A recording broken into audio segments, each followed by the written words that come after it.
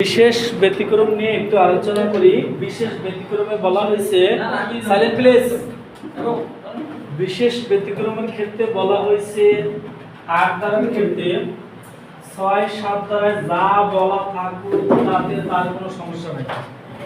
কথা বুঝছেন? ৮ ধারায় কি বলছে? ৬-৭ ধারায় যা বলা থাকুক তাতে তার কোনো সমস্যা নাই, সে তার নিজস্ব গতিতে চলবে।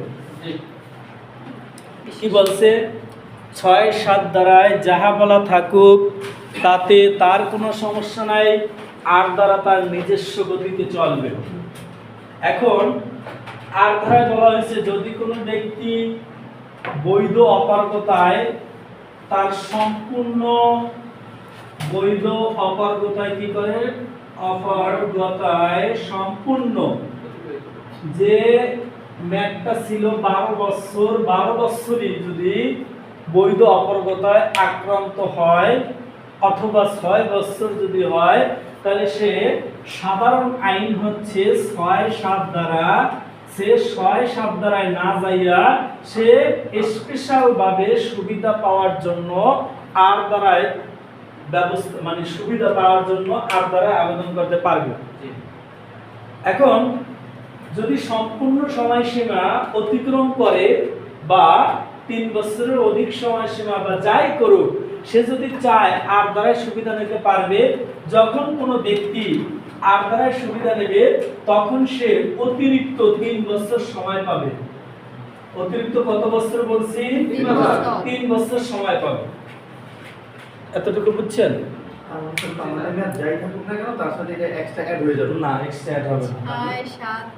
আগে এতটুকু বুঝেন, ওইটা আমরা পরে যাইতেছি। বৈধ অপারগতায় যদি আক্রান্ত হওয়ার পর যদি সম্পূর্ণ তামাদি মেয়াদ উত্তীর্ণ করে তাহলে সে অতিরিক্ত কয় বছর পাইতেছে? 3 বছর। এখানে কিছু ভাগ আছে, 3টা ভাগ আছে। আমরাটা একটু আমি অ্যাডভোকেট হওয়ার আগে বুঝি নাই, কিন্তু পড়তে যাইয়াও বুঝি নাই। যখন আপনাদেরকে পড়াইতে আসছি তখন আমি বুঝছি। কারণ পড়তে গেলে অত বেশি বোঝা লাগে না, কিন্তু পড়াইতে গেলে বেশি বোঝা লাগে। এখন ৮ ধারার শর্ত হচ্ছে, ৮ ধারার শর্ত হচ্ছে যে ক্ষেত্রে মূল তামাদি সময়সীমা, কি বলছি? মূল তামাদি সময়সীমা 3 বছরের কম, 3 বছরের কম, সেক্ষেত্রে ৮ ধারা গ্রহণযোগ্য হবে না। যে ক্ষেত্রে মূল তামাদি সময়সীমা 3 বছরের কম, সেক্ষেত্রে ৮ ধারা গ্রহণযোগ্য হবে না। এক্সাম্পল স্বরূপ সুনির্দিষ্ট পূর্তিকার আইনের ৯ ধারার তামাদি মেয়াদ কত পারমিত আপু? 6 মাস। এখন কোনো এক ব্যক্তি পারমিতা আপু বা অথবা রহিম নামক ব্যক্তি কি করলো? বৈধ অপারগতায় 3 বছর অতিক্রম করলো। সে ৯ ধারার মামলা দায়েরের অধিকার লাভ করলো, কিন্তু লাভ করার পরে সে কিন্তু ওই অবস্থায় কি ছিল? পাগল ছিল বা নাবালক ছিল। সে 3 বছর অতিক্রম করলো বা 12 বছর অতিক্রম করলো বা 14 বছর অতিক্রম করলো বা 20 বছর অতিক্রম করলো। এখন মূল তামাদি সময়সীমা কয় বছর? 6 মাস। 6 মাস সে অতিক্রম করলো কত? 3 বছর বা 6 মাস বা 5 বছর। তাহলে সেই ক্ষেত্রে ৮ ধারা অনুযায়ী যদি আবেদন করে তাহলে ওই ব্যক্তি কত বছর সময়সীমা পাবে? কত বছর? এটা ভুল। কেন ভুল? আপনি শর্ত দিছিলাম কি? মূল 3 বছরের নিচে হইলে এটা কি মূল তামাদি সময়সীমা 6 মাস, তাহলে 3 বছরের যদি নিচে হয় তাহলে কি সে এটা পাবে? এটা পাবে না। একটা एग्जांपल বুঝছেন? এই প্রশ্নটা জুডিশিয়ারিতে আসছিল সম্ভবত, বা বেয়ার একটা উদাহরণ একটা বুঝছেন? এই পয়েন্টটা বুঝছেন? এই পয়েন্টটা বুঝছেন? 6 মাস যদি মানে আপনার মূল কত? মূল কত? টাকা কত? 3 বছর মানে 6 টাকা। আপনি 12 টাকা এখানে পাইবেন না। এখানে কত? 6 মাস। তাহলে আপনি 3 বছর কি পাবেন না এখানে। আর তার শর্ত কি? শর্ত হচ্ছে মূল তামাদি সময়সীমা যদি 3 বছরের কম হয় সেক্ষেত্রে ৮ ধারা গ্রহণযোগ্য হবে না। বলেন, মূল তামাদি সময়সীমা বলেন মূল তামাদি সময়সীমা 3 বছরের কম হলে আর দ্বারা গ্রহণযোগ্য হবে না। আবার বলেন মূল তামাদি সময়সীমা 3 বছরের কম হলে আর দ্বারা গ্রহণযোগ্য হবে না। বিষয়টা ক্লিয়ার? এখন সেম একটা एग्जांपल আসতো যে একটি মোকদ্দমা দায়েরের তামাদি সময়সীমা হলো 2 বছর, মূল তামাদি সময়সীমা 2 বছর। এখন ওই ব্যক্তি 6 বছর বৈধ অপরগতা আক্রান্ত করলো, সে আর ধারায় কি সুবিধা পাবে? না, পাবে না। বুঝে গেছেন? একটা উদাহরণ, এখানে তিনটা ভাবে বুঝতে হবে। আর যদি 2 বছরের জায়গায় 4 বছর থাকে ও 20 বছর থাক সমস্যা নেই। 4 বছর সময় থাকে মানে তাহলে মূল মেয়াদ যদি 4 বছর থাকে তাহলে পাবে। 4 বছর থাকলে আবার আসতেছি ধাপ বাই ধাপ। আগে এটা দেখেন, আচ্ছা এখানে যদি সে 60 বছর বা 20 বছর যদি অতিক্রম করে তাহলে কি সে সময়সীমা পাবে না, কারণ মূল কত? 2 3 নিচে। কথা বলবেন না প্লিজ, একটু বুঝেন ভাই। তিনটা ক্যাটাগরিতে আসে। 1 নম্বর ক্যাটাগরি শেষ, 3 বছরের নিচে,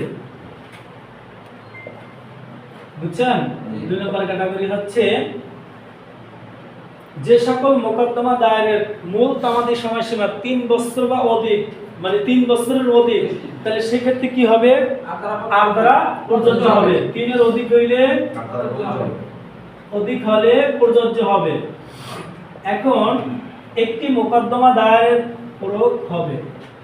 একটি মোকদ্দমা দায়েরের তামাদি সময়সীমা হইল 12 বছর। এইটা বুঝলি ক্লিয়ার হয়ে যাবে। এখন আপনি 10 বছর বৈধ অপরগতা আক্রান্ত করলেন, আপনার থাকে কত? 2 বছর।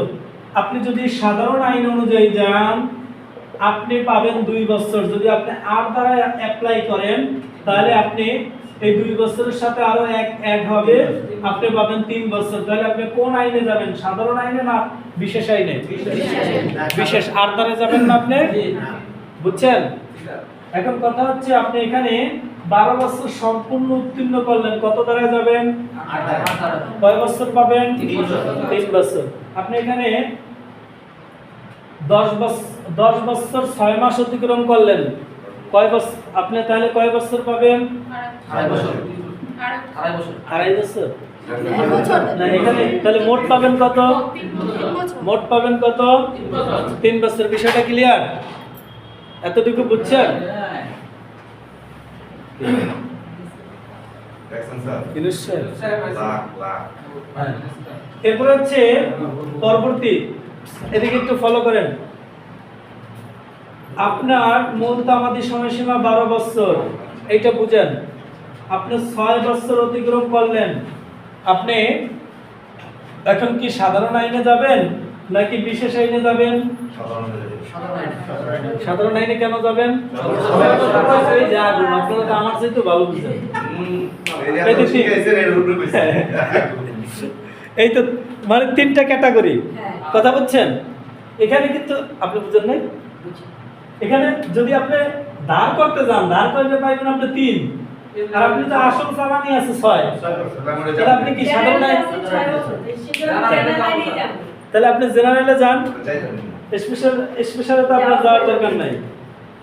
এখন আমরা যেমন ফ্লাইওভারে উঠি, ওই নিচ দিয়ে কোনো জাম পড়ে না। সকালবেলা কি হয়, ফ্লাইওভার দিয়া জাম পড়ে, আমরা টোল ভাড়াও দিলাম আবার কি জামও খাইলাম। এখন কেউ যদি আবার এরকম করেন যে টোল ভাড়া দিয়ে আপনি যদি জাম খান তাহলে আপনি কি স্পেশালে যাবেন, আর যদি যে না আমি লেভেলেই যাই তাহলে কি আপনি সাধারণ আইন অনুযায়ী যাবেন। বুঝছেন? 3টা ক্যাটাগরি। 1 নম্বর ক্যাটাগরি মূল তামাদি সময়সীমা 6 মাস, সে 12 বছর বৈধ অপরগতা আক্রান্ত ছিল, সে কি আর দ্বারা সুবিধা পাবে? পাবে না। এরপর হচ্ছে মূল তামাদি সময়সীমা 12 বছর, সে 6 বছর বা 5 বছর বৈধ অপরগতা আক্রান্ত ছিল, সে কি আর দ্বারা যাবে নাকি 6 দ্বারাই যাবে? 6 দ্বারাই যাবে। মূল তামাদি সময়সীমা 12 বছর, সে 9 বছর বৈধ অপরগতা আক্রান্ত ছিল বা 9 বছর প্লাস, তাহলে সে কত দ্বারাই যাবে? আর দ্বারাই যাবে না 9 দ্বারাই? আর দ্বারাই যাবে না? আর দ্বারাই না 6 দ্বারাই? আর দ্বারাই। এই 3টা ক্যাটাগরি, বুঝছেন?